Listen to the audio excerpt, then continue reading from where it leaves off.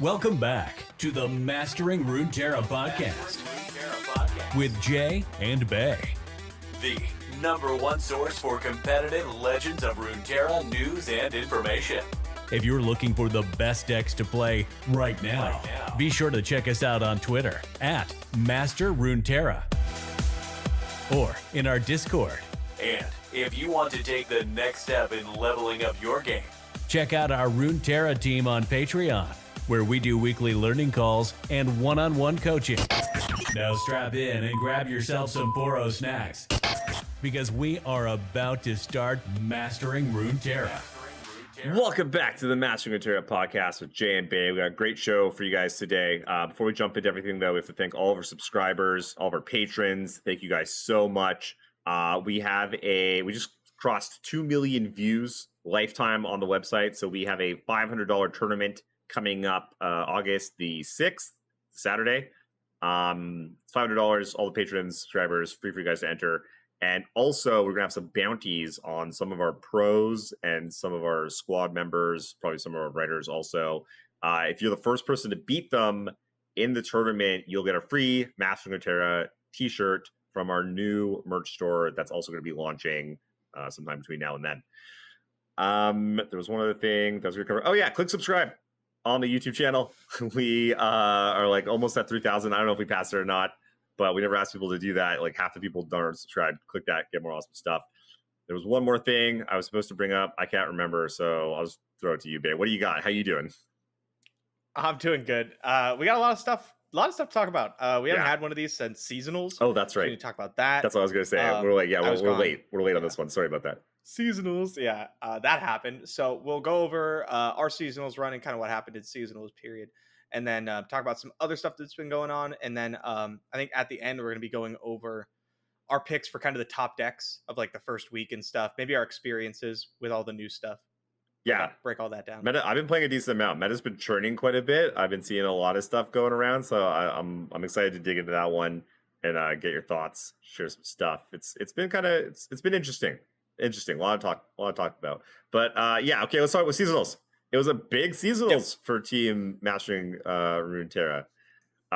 This was. You and Akato, both casting. You guys did fantastic. Just absolutely killing it. 5 out of 8 of us made the top cut, 62 or 63%. Kind of ridiculous. And I made my first top cut. Finally got there. Okay, so I want to talk about that for a second because you didn't think you were. No. We all thought you didn't. You were really far down, like the tiebreakers like list, because you're 7-2, but you were ranked like you're what, ranked 70? Yeah, somewhere around there. 70, 71. Yeah, ranked like 70. Yeah. And usually it cuts off at like 35. It's been really competitive lately. And then since I was casting, is the second we had it, I got the list of all the top 32 players, and I was like, oh, Pushby made it. Wait a second. And so I like went to message you. I was like, bro, I got some news for you. And you like went to bed or something. You like weren't online. I had to go for dinner, and so I was waiting. I was like, my brother was waiting for me for dinner. I was going to meet him, and so I was kind of waiting for it to pop up because I was like, you never know. Let's see. And I was waiting. I was like, nah, I gotta go. And so I like messaged Discord. I'm like, tie breaks. I hate this system. Such crap. 7-2 again. Not gonna make it again. Tie breaks are bullshit. Go to dinner. Even bitch a little bit about it. My brother has no idea what LR is. When I'm explaining it to him, I'm like, you're just damn like, kids. Tie break. I don't have enough time to play the game. And then I mean, bubbling is like a universal feeling. I feel like bubbling's the everyone worst. knows how bad it feels to bubbling. bubble. Shit, and I was the king of bubbling. I've played 3 games lifetime where if I won that game, I was in. Where I was 7-1, and I was in round 9. One time I won the first game, and I had to win one of the next 2. I lost both, and then one time I went to game 3, and I lost that one also to not go 8-1. And so yeah, I never had one time I had the tiebreakers, won 6-3. And yeah, I don't know. So I go for dinner, and then literally it's, I don't know, it's like 10 o'clock now. So like the tournament ended at like 7:30 for me. So 2.5 hours later, I pull out my phone, and I'm like, oh, just check to see if that message is like, blue, you are qualified for like the whatever, like look for an email. And I was like, wait, what? what? That can't be right. Yeah. That can't be right. Maybe I was like, waitlisted. take screenshot, send into Discord. I was like, does this think what I think it means? And then I like saw your message, like, I got a surprise for you. I was like, it does mean what I think it means. And it was kind of like anticlimactic because I always thought about making it at the end, and I always stream with my cam off. I always think about turning my cam on and be like, we fucking did it. We did it. And I didn't get to do. I didn't get to do that. I was like, oh shit, maybe I should like practice or figure out who else made it or what else is like kind of going on. And then I came home, like kind of like dicked around a bit, was like clicking around on the internets, on Twitter and stuff. Tried to go to bed at like 1 and just couldn't. I was up until, I don't know, or maybe I just tried to go to bed at midnight. Was just like for 2 hours, just like couldn't sleep. It was like started to think about my lineup and stuff, and came back down, played a couple games with Card Gamer, switched my lineup up a little bit, and I feel like I nailed it too. I was really happy with my lineup. I was targeting Thralls and what's her face with the TF Nami. I was targeting Thralls and TF Nami. And almost every lineup had one of those. And Thralls was like everywhere. Yeah, I ended up losing with Ahri Bard into Thralls in a game 3. I saw it. Yeah, you got a little high rolled. It was tough at the very beginning. I didn't do any work on that deck, and looking back, I would have definitely I drew 2 denies and a Nopify against Thralls, which are like actual just almost dead cards against. They don't do anything. Yeah, and then I drew no Ahri. Yep. And I just died. It happens. Yep. So it do be like that. And then the other thing is like I just went 7-2. Like I've gone 7-2 lots of times. It's like the 4th or 5th time I've gone 7-2. So it didn't feel like I did anything different. The tiebreakers just went a lot farther down. Yeah, having 7-2 breakers is a superpower. I keep telling people this. It's literally like cheating. It's absurd. Yeah, so like I could have like 4 or 5 top cuts right now instead of 1 if I just always had tiebreakers, which is like that's a big difference. It's a big difference between someone who's top cutted like 5 times and someone who's top cutted once. You're like, oh, 5 top cuts. Big deal. It's like, why? Because I grinded the freaking ladder. Like, how is that special? I really hope they change that. All the seasonals I've played. Yeah, it is a little frustrating. I do like that I have that ladder matters for something. Yeah, I wish there was 2 ways. I wish Gauntlet also got you there. Or this is my solution. This is my solution. Make it cut to top 64 and give. So now it goes like way down. Now it goes like most of the 7-2s will make it. I forget how many 7-2s are. It's like 50 or something, I want to say. So like a lot. A good double bracket it. Good chunk. Just double bracket it. Well, it's just one more round on day 2. It's just one more round on day 2. Yeah, so you just take top 32 and you just like mirror it on the other side. And they just play into a finals. Sure. Yeah, I mean, whatever. It's just 64 people. It's just one more round. Give the people that lose in that round, the people that finish 64 to 33rd, give them like 10,000 coins or something. You don't even have to add more money to the pool. Keep the prize pool the same. And then like there's just so much less feel bads. And then people also don't have to just be killing themselves on the ladder and be like, oh, is top 40 good enough? Or do I need to be top 35? And it's like this whole, it's like, you make top 100, you're probably fine kind of thing. Because it's also just bad. It's bad for the players. Because you get up there and you're incentivized to not play. And you can't play. Or you're just playing way too much and you're getting burnt out. So it's like not a great system. I agree. It could be better. Let's look at the opposite. It could be better. It could be better. That's all I'm saying. Let's look at the, like if ladder didn't matter. That sucks too. 100%. 100%. That would be yeah, 100%. I'm on board with that too. I like that ladder matters. I just want to tweak it. We've had it for a while now. Make it a little bit better. That's it. Is this the best system? Absolutely not. Is it way better than like not having this? I 100% think so. I agree. I remember I was talking to someone on Twitter about this, and I remember I was pointing out that like remember ladder before before Top Cut, like Top Cut breakers, it sucked. Yeah, you would just make masters and then like I don't know. I guess I'll play. I guess I'll do something. Yeah. And I like rewarding people who like are successful on ladder. I think that's a really good thing. I think it's good for the game. It gives us like streamers and players the like reason to like go for rank 1 on stream, and like that's fun. Totally. But yeah. So yeah, top 32 didn't work out for you, but that's just. Yeah. I will say though, I won the 2 matches I lost. I won a game, and I won 1 game those world points in my top 32. So I have a shit ton of worlds points. So that's got me pretty hyped. If I put in like 2 more good finishes, like I should make it. So You that's should really exciting. try to make a push on ladder this season. I'm going to. I know I'm you don't going to. have a lot of time. I have been actually. I have been. I've been playing a decent amount. A lot for me. A normal amount for everyone else. So like a shit ton for me. So I have been, and I will, because again, it's like, god damn, getting that tiebreaker is so huge. So I'm definitely going to make a push for it. And I'm trying now. I'm starting right now so that I have the time. Not much time. No. It's a short turnaround for the season. 4 weeks, 5 weeks. Where is it now? It's like 4. I mean, now it's less than 4. It's I believe from this weekend, from this Saturday the 30th. It's 4. It's 4. It's 4 weeks and like 2 days. But still, it just started. And it's a month. It's 4 weeks and a few days. Yeah, 4.5 weeks away basically. It's 1 month. It's gonna fly by. And then we also don't know if we're gonna get a balance patch up in there somewhere. Yeah, I mean, we will. We just don't know if it's going to be anything. Like, we don't know if there's going to be anything on the balance patch. Yeah, because like, imagine it's in 2 weeks, right? Which was kind of when we would they say no changes. It. Or next week. Because it's supposed to be like 4 weeks away from when the cards dropped, right? That would be like the next month kind of thing. Oh, I thought it was supposed to be cards drop 2 weeks later, balance patch 2 weeks later. Well, yeah, they do. They do a patch 2 weeks later, balance patch. they do a balance patch. So every 2 weeks, there's like an update, right? So cards come out, that's an update. And then normally it's like in 2 weeks, they just do like a bug fix, nothing. And then 2 weeks after that, now it's been a month since the cards came out. Now they do the tweaks. They do the nerfs and the buffs. But that would be the week before seasonals, which it would also be really tough to put out a balance patch because they don't know. They have to do everything 2 weeks in advance. Exactly. Because of the mobile thing. Yeah. And so you can't have a balance patch 2 weeks after the cards come out because no one's played with the cards yet by that point.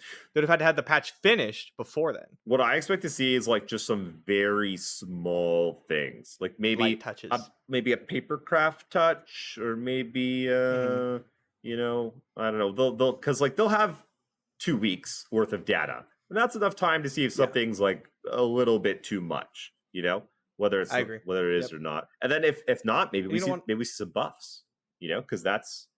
I like buffs. Yeah. Buffs are something they could have queued up as well. And be like, we'd like to buff this archetype. And then they do. Like nerfs are a little more difficult, I think. But yeah, so that's next seasonals, which I want to talk about a little bit more in a second. But my seasonals run was interesting because I knew I was casting for a few weeks. So but I'm not allowed to tell anyone.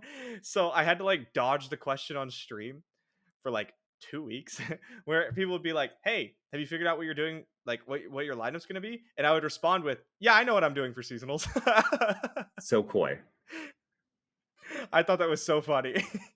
And then I kept trying to bet you who would do better at seasonals. I thought I was being really funny, but then you actually got to play in seasonals. So I was like, oh, good thing I didn't bet you. But then I ended up doing better than you at seasonals. So came full circle. You won. Yeah, well, I didn't think we were going to get to play because in the past, the casters have not gotten to play at all. But we were basically like, hey, we need to play for Worlds points. And if you want to keep like high level players on your broadcasts, you need to like let them play for Worlds. Because imagine it's the seasonal before Worlds and all you need is a 6 and 3. Yeah. To qualify, which a lot of people are going to be in that spot. They'll need a 5 and 4, a 6 and 3, a mediocre finish, right? And they'll be like, hey, do you want to cast the seasonals? And everyone's going to turn them down. Yeah. Everyone's going to say no.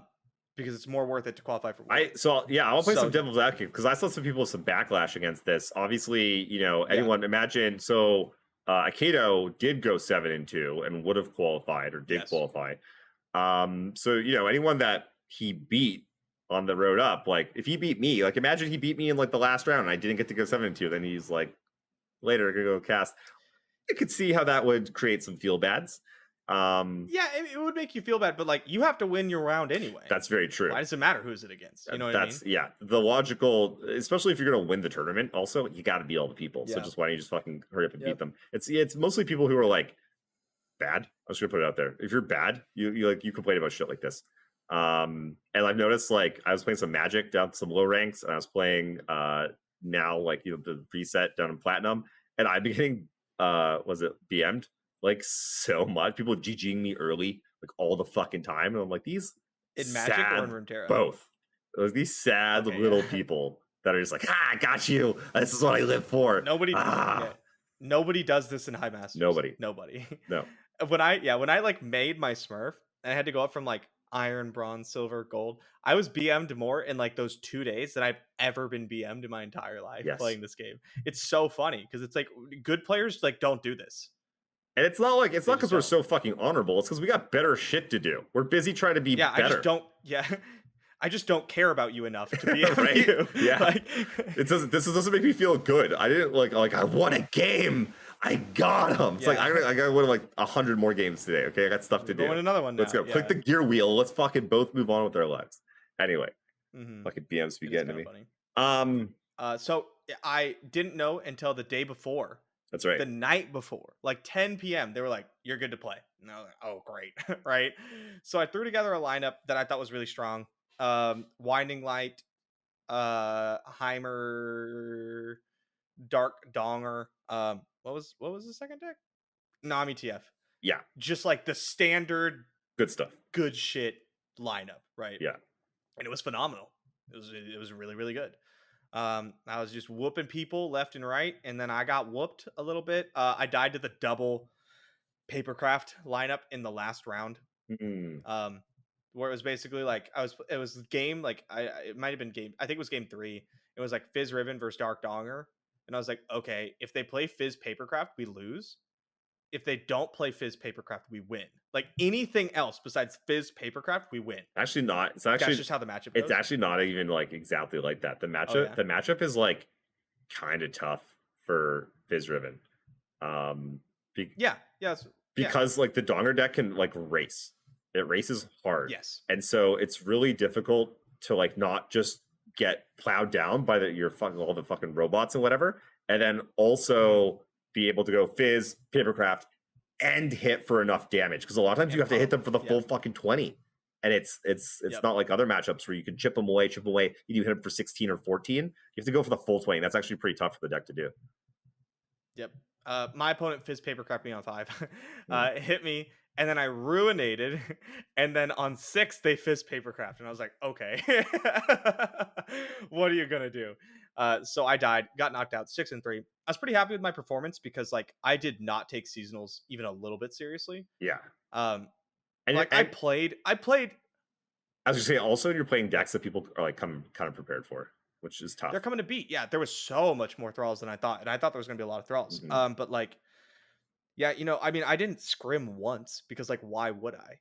I didn't think I was going to get to play. And so then I got to play, and I took my game seriously, but I hadn't had the time to put myself in, like, that headspace that I needed to be in. It's important. I was scrambling to find a lineup. I didn't think I was going to play. I was more focused on casting the next day, right? Yes. Like, so I was sloppy. I played bad. And I ended up 6-3. And I think I finished my stream. I finished my last game. I lost, and I think I always do like a little bit of like a little outro on seasonals where I talk. I'm like, you know, it felt like this was really good. This wasn't very good, and I think just said something along the lines of I didn't deserve to 7-2. Like I got the record I deserved. I played as good as I could on the day, but I was not in the right headspace to play. I wasn't prepared. I didn't get enough sleep. I didn't eat good enough. Right, like I didn't do the prep work. I didn't deserve 7-2. Yeah. I say that every single time I go 7-2. I was like, oh, I'm so sorry to be game 1. I'm like, I fucking just threw a lineup together and like haven't played. I like literally am playing matchups for the first time ever. Some of my decks I'm playing for the first time ever. I'm like, you know, I got what I deserve. You know, I beat a bunch of people who are like not quite as good as me or not prepared also, or not playing good decks. And then I lost to people who were good and prepared and knew what the fuck was up. And prepared, yeah. What like you can't ask for anything more than that, right? Yeah, unless you put in the time and the work. Exactly, right? That's the thing. Like who the fuck do you think you are if you can roll off the couch? So speaking of this one though, I did put in like a little bit of time. I got a lot of scrims in for me, like 5.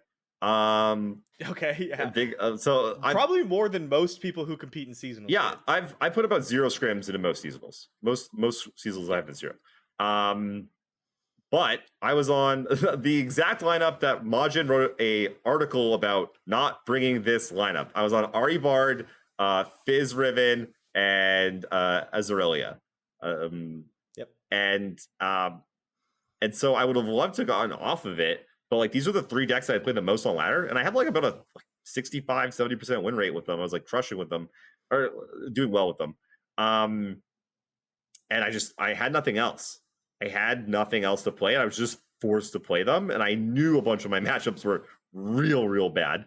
But I played my decks really well, and I knew exactly what I needed to do with my matchups. And almost never was I kind of just like, I don't know what to do here. I'm not sure. I knew like all the edge cases. I knew all the like, I need my one, like, what's it called? The 1 mana thing that gets 3 different cards. They're the charms? Charms? Tellstones. Thank you. I knew like when I needed my 1 Tellstone to get like a Whirling Death to like outrace like another Papercraft deck, and playing to like all the outs all the time. Was really happy with my play. Definitely still made some mistakes, and they cost me when they happened. But mostly it was like in the zone, played tight, felt really good. Was really happy about it. And also I was kind of like left. I was playing like the Dark Horse lineup. And it's definitely something that I want to look into more, because traditionally I've always played kind of like you with like just kind of the 3 good decks, and I think there's definitely times where you can't get away from that in the open rounds. But I think there's definitely times where you should be going a little bit more rogue. And one other thing that was, I can get on board. Yeah, one other thing that's really interesting with the seasonals was that there weren't a lot of tournaments. There was like, we held 1, OLS held 1, and then there was like the Mystic Shop podcast had some tournaments. But there was just, compared to like the season before, where we had one every single day for 2 weeks, and Prodigy, who's a member of our community, now a member of the squad, so that really helped him to like get the reps in and refine his lineup and everything. And I think that really helped me this season, because I didn't put a lot of time in, I didn't scrim a lot, so everyone was kind of like down at the same level. No one else could either. Yeah, you guys didn't get a bunch of time either, and you could see it in the lineups. I don't know about you, but like I went up against some like kind of crazy mismatch. There's also like the meta was weird. Decks didn't line up together really well. Which is awkward. A problem with Ahri Bard. Lineups were awkward. Yeah, the lineups were super awkward, and so you ended up with just a bunch of weird stuff.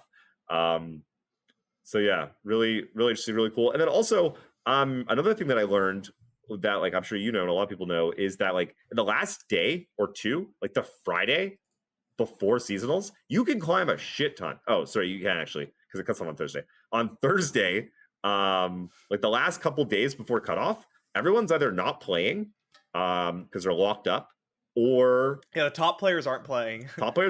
Or people are trying out their 3rd decks a lot. They're trying out all the stuff that you normally can't play on the ladder because it's not quite good enough. And you can climb hundreds of LP. I actually did. I climbed like 300 LP in the last like day or 2. I was trying to go for top 40. Around 70, I was just like, I kind of just started bouncing around and was like, I'm done with it. But had I not tried to make the push, I wouldn't have the top cut got there. And so when you're climbing LP, very important. And what I had started to do was I would give up earlier in the week, and then I would try to like get my lineup together and stuff, and I would not climb those last couple days. And I think that was definitely a mistake, because there's definitely a chance to push there at the end. So something to keep in mind. Yeah. Okay. Looking ahead. Yes. To next season. Oh, also over the weekend I was gone. This weekend. Went to the Wisdom Grand Opening. Tell everyone who Wisdom is in case they don't know. Okay, so Wisdom is a production studio organization, and they're the people that has run Fight Night and handles most of seasonals.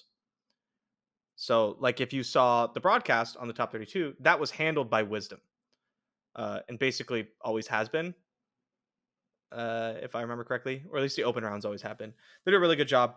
I know quite a few of them personally, and so I got invited to go to the grand opening of the studio in Mall of America as talent, or as an influencer, as much as I hate that word.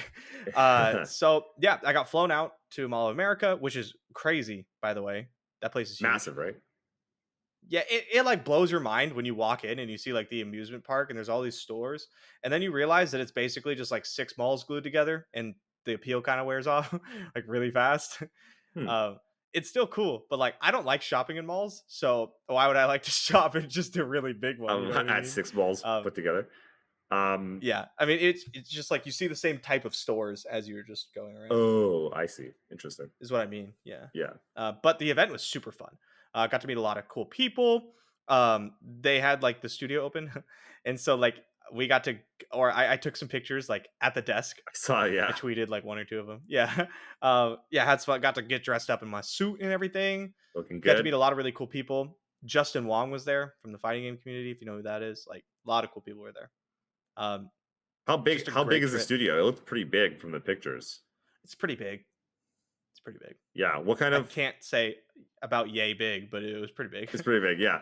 And so they're obviously going to be doing a lot of production there for like all the games that they do, like all the different Riot games. Yeah, and TFT, other stuff. Rocket League. What about like for the general public? Can you like go in there and like play games or like watch them do casting or the gift Probably shop? not. It's a bar. There's a little shop in the Cafe? front of the store.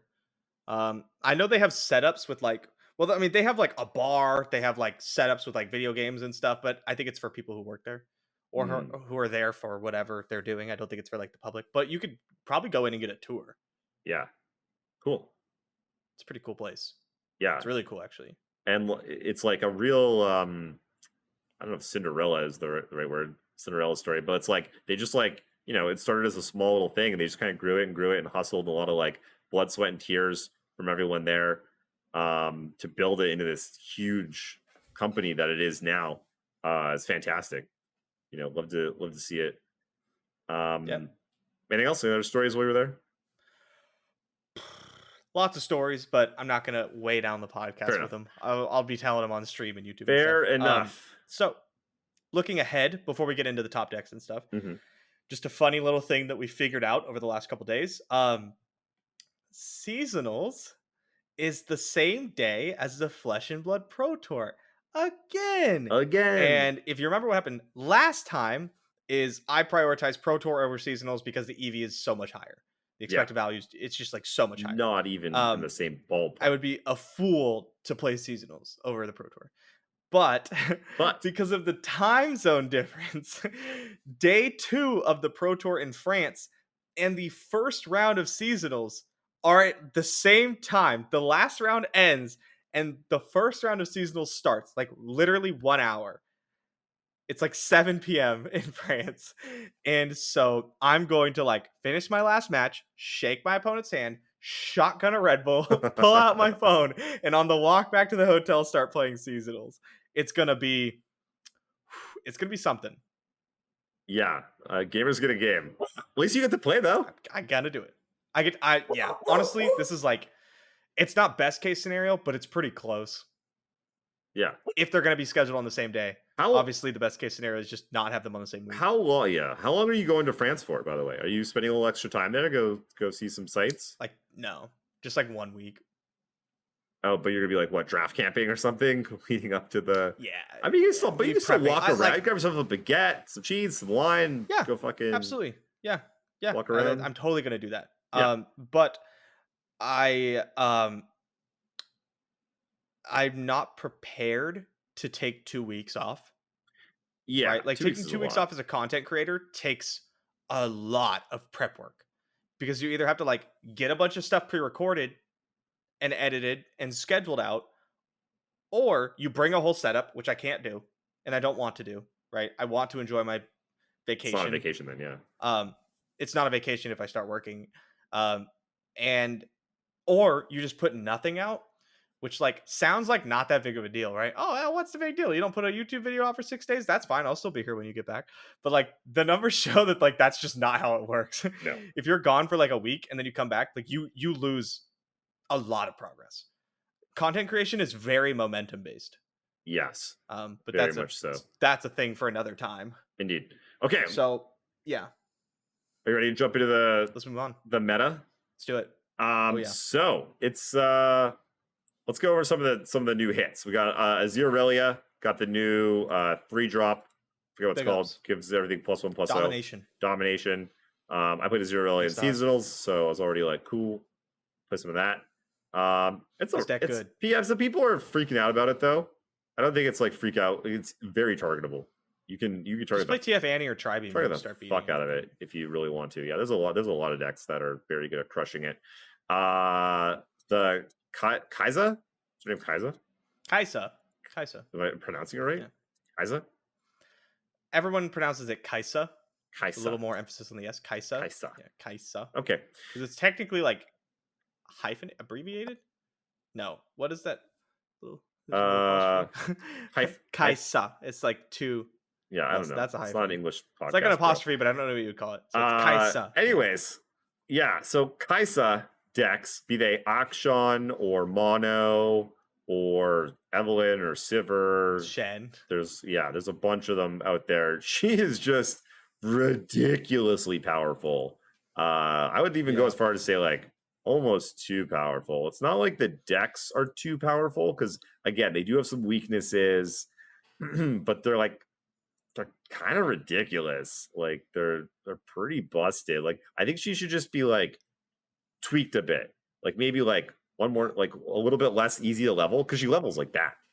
Levels crazy fast. So it's pretty, it requires quite a bit of like conscious effort in your deck building.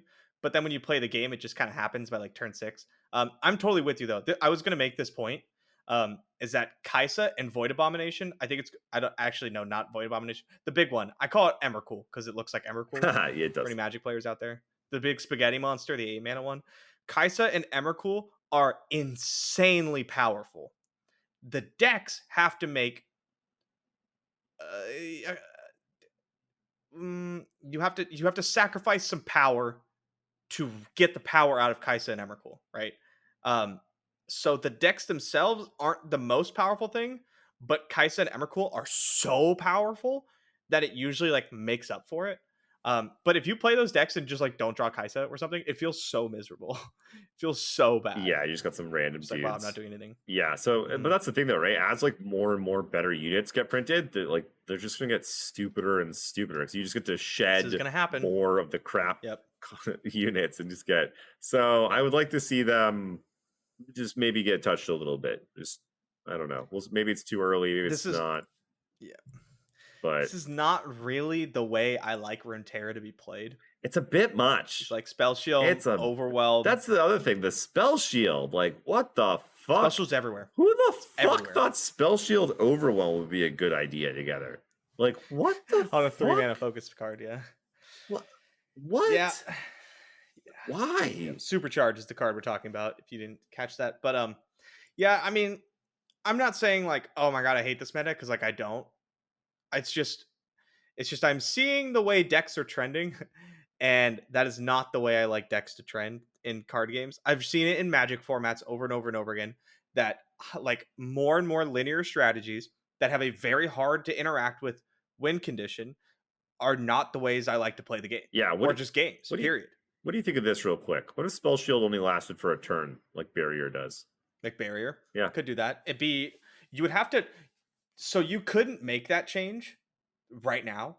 You would have to balance cards around that change, right? Cards where Spell Shield was a big part of the card need a little bit more of the power budget moved to other things, maybe like stats. Here's the thing, though. Like, what units have Spell Shield that you actually play?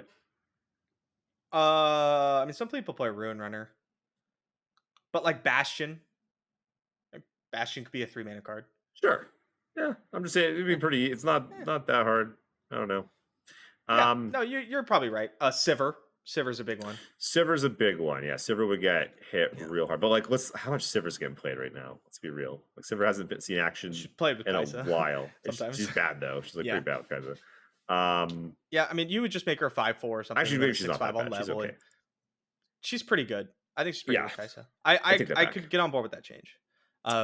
My favorite formats, like, okay, so if you played Magic, so anyone who plays Magic will get this. Anyone who doesn't, I'll try to explain afterwards. My favorite formats are formats where cards like Kolaghan's Command and Cryptic Command are good cards. Yeah. Because they're super interactive. Yeah. Kolaghan's Command and Cryptic Command are modular cards that allow you to pick 1 or 2 options for each card. Like the Tellstones. And each option is it's like Tellstones. Yeah, it's exactly like Tellstones basically. And each option is like not the best option for that mana cost, but when you like, the flexibility allows them to be powerful enough to be played, even being some of the most powerful cards in a format. I like when those cards are good. Yeah. When those cards are good, the game's good. And so everyone's complaining about how like decks are all getting very linear and this is all a problem. I really think Spell Shield is the problem. Because like the Papercraft Dragons Papercraft decks were not that good. I farmed the crap out of Auction Renekton Papercraft at Seasonals. My deck's fucking shat on it. Ate it up. And then the Fizz Riven one I played, it wasn't that good. Didn't beat Thralls. Wasn't very good into Heimerdinger. Wasn't great into like, I don't know, a lot of the other top decks. Just wasn't like, it's just a good tier 2 deck. That was it. So Papercraft is like, well, it's annoying and everything.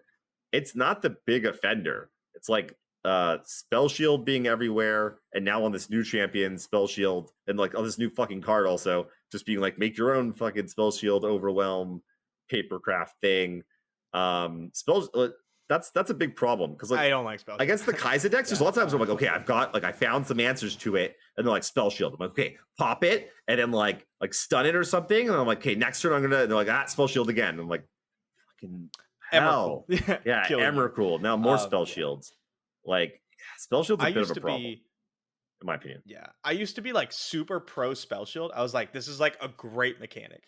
And the reason I would say that was because I was comparing it to Hexproof in Magic the Gathering, which basically makes it so you can't ever target something. Spell Shield just means you have to target it like twice. And I thought that was cool. But Spell Shield was like, back then, Spell Shield was hard to get. Yeah. It was really hard to get. Nothing had it. You had Bastion, Sivir had it. Stuff Ruin you can Runner. Search up, Celestial stuff. Yeah, great beyond. And like that was it, right? Now it's just like if your win condition doesn't have Spell Shield, it's like, what are you doing? Is almost what it feels like. Yeah. And I hate that. Yeah, removal is just terrible now. It's so bad. It's really bad. Yeah, it was really bad. So that said though, there's a lot of decks that are out there right now. But these are two that are the most played, Azir Irelia and the Kaisa Like decks. Demacia Kaisa. Yeah, and all the flavors. So what we've seen is a resurgence of aggro. So like Annie Jhin, Annie Gwen, Spiders, Elise Gwen, Pirates even. I've seen a lot of that rise up because it has good matchups against both of those decks. And then even in a couple days, like this is literally like day after day, these things are happening.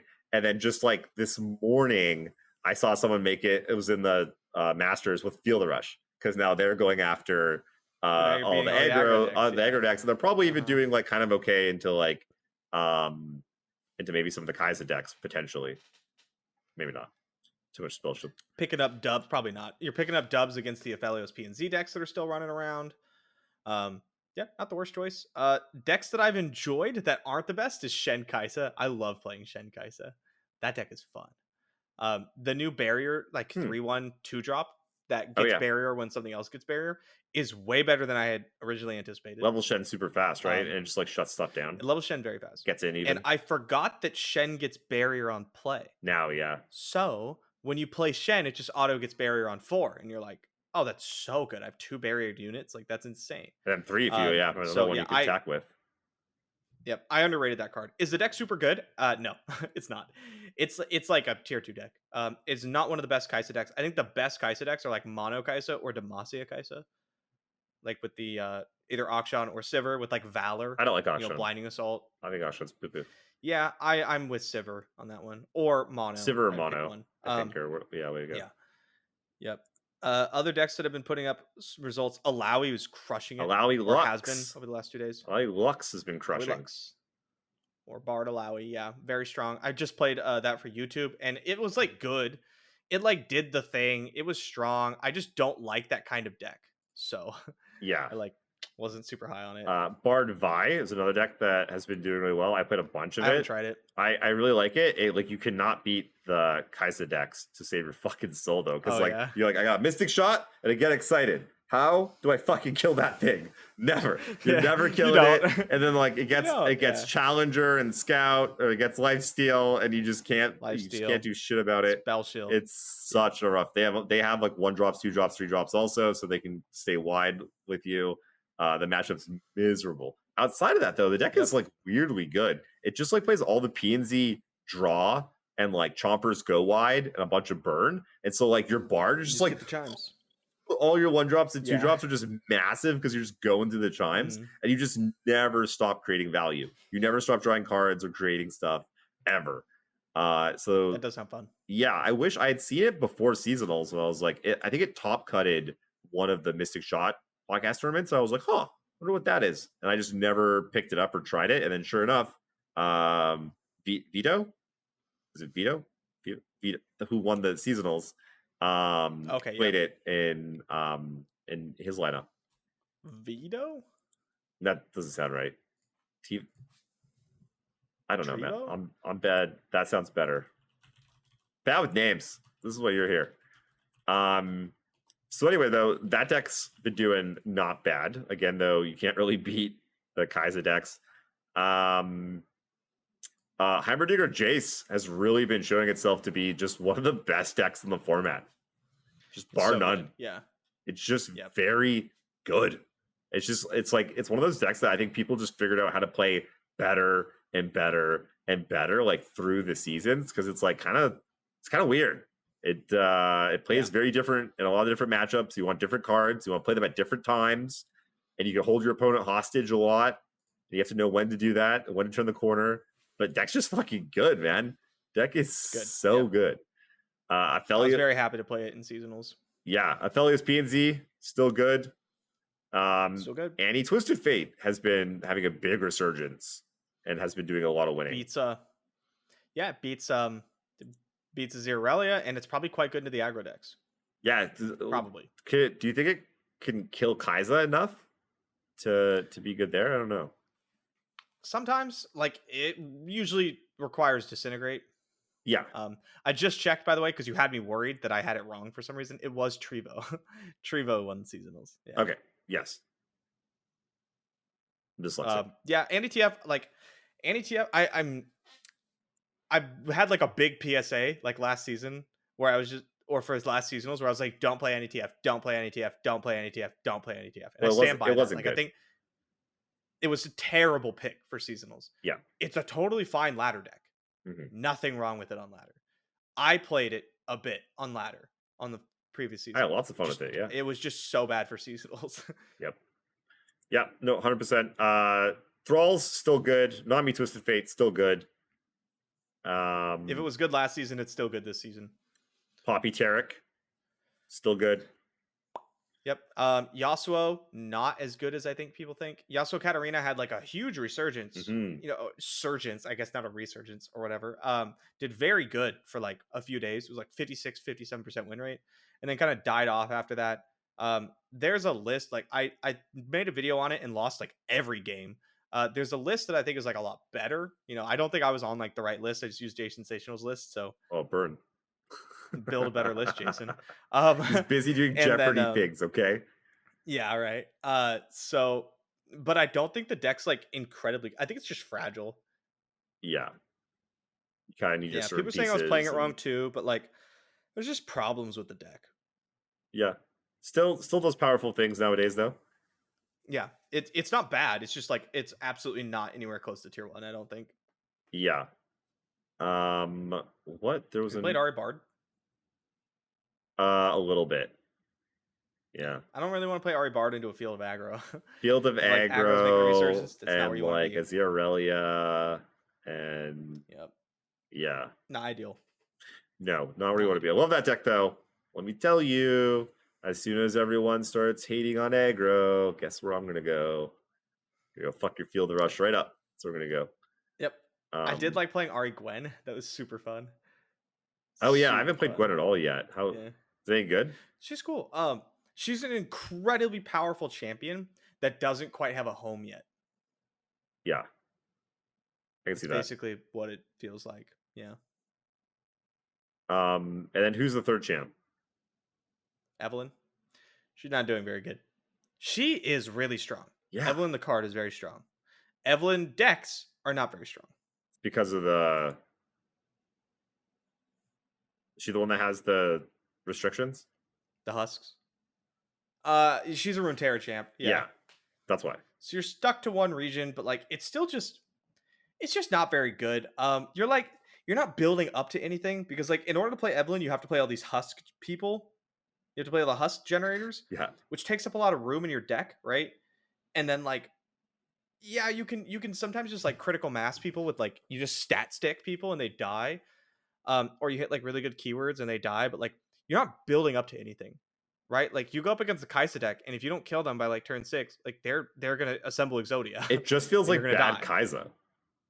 It's like, why doesn't this happen? It's like she slowly gets, or no, she just gets abilities like once, right? Or no, she gets ability for the turn. Yeah, she does. If she hits a husk though on turn 4, she comes out as a 5/6 with a keyword. Yeah, which is like nuts on turn 4. It's really really goddamn good. But you have that sick ass turn.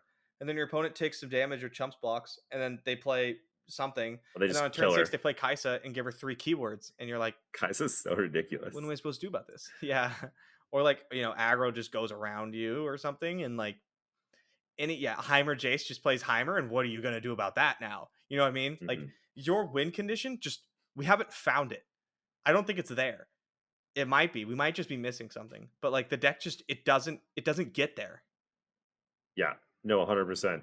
Oh, this was the other deck. I was trying to remember this whole time. Zilean Xerath. Have you seen this? That it plays freaking Rite of Passage? So I haven't seen the Zilean Xerath version. I did see Sunny posted a mono Zilean one that he was saying was doing quite well. I had like Kaisa plus the 8-drop, and my opponent just went like, I don't know, like Time Bomb, Rite of Passage, like Zilean flipped. Went over to like the next turn. They went like Rite of Passage again. Played more Time Bombs. Oh, sorry, and they had Xerath out, so Xerath flipped, and there's like 3 to your thing, 3 to your thing, or 4 to your thing, 4 to your thing, 4 to your thing, 4 to your thing. Yeah, it was absurd. They just started hitting everything for 4. I have no idea. I played that one game though, really, and I was like, I think they killed Kaisa. They killed my 8-drop. They killed another 8-drop on my turn, and I was like, sad. Seems I see how that works now. Yeah. But I mean, looking back, I didn't really know what was happening. I don't know if maybe I could have done something different. Do you have a list? Can you send it to me? Yeah, I want to try it out. I do. It looks like Prodigy actually just played it. He's number 3 on the ladder right now. So probably just grab his list. I'll just grab it from there. Yep. I don't have anything else to talk about. I do have other things to talk about, but I'm gonna mostly save them. I gotta get on stream here in a second. Anything else you want to touch on really quick? No, the metas. I will say this though, as much as we're all complaining about like, oh, we just ships in the night attacking each other, the meta looks diverse as fuck. You look at the ladder right now, and it's like just a smorgasbord of craziness out there. One more week, and I don't think it will be. No, one more week, and there's going to be 3 top decks. Yeah, the bad ones are going to start getting stripped away real fast. It is interesting to see this little rock paper scissors kind of, because cool. The aggro's I love seeing that. The aggro's going underneath, and then it's bringing back the stuff that's good against aggro.